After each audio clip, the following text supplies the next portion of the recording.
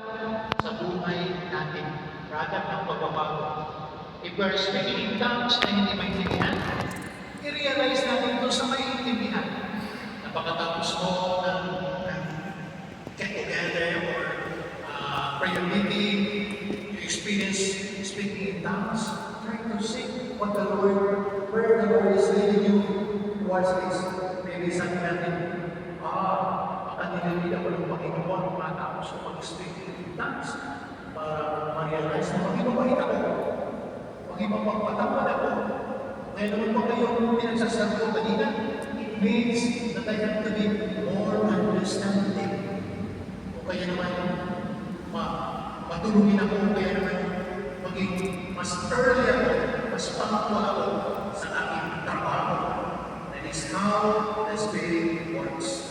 Kapatid, sa pagpapatuloy po na natin ang video ngayon, hilingin natin sa ating Panginoon na bigyan tayo ng inspirasyon. Ngayon po ay birthday day ng simbahan. Dahil sa araw na ito nagsimula,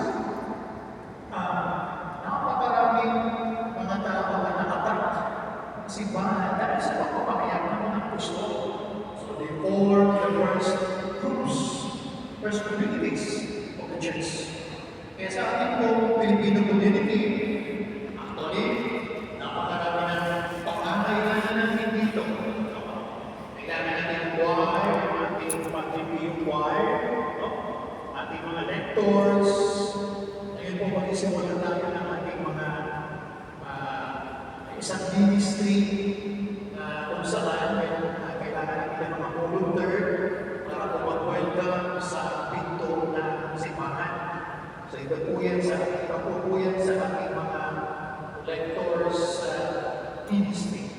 So yung pong pag-inig po sa simbahan is a calling from God.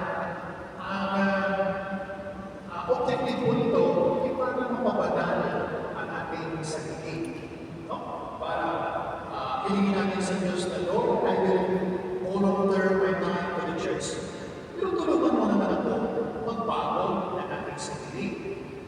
Sana po yung Holy Spirit bumaba sa akin para i-correct po ang ating buhay na mali.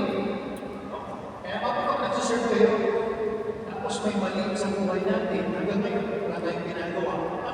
Ang Holy Spirit po ay hindi mo magic. You have to help yourself para pagpanibaguhin ang buhay mo sa tulong ng Espiritu Santo. So while we serve, when we give our time, devotion, commitment, we pray to the Lord, Lord, give me strength na pakuhin ang buhay ko, makumain ang buhay sa kasalanan. And after that, kapag ikaw ay nagbago na, darating na po yung napakagandang meaning ng service. Because you give all your life to the Lord, your time. So, kayo po, binibigyan tayo ng magkakataon ng Panginoon to reflect about this. Genuine service to God. Yung tunay na paglilingkod sa ating Panginoon. At nananawagan niyo po yung Holy Spirit. Baka merong inspire sa inyo, may musician, may magaling kumanta, merong may kagayahang concert.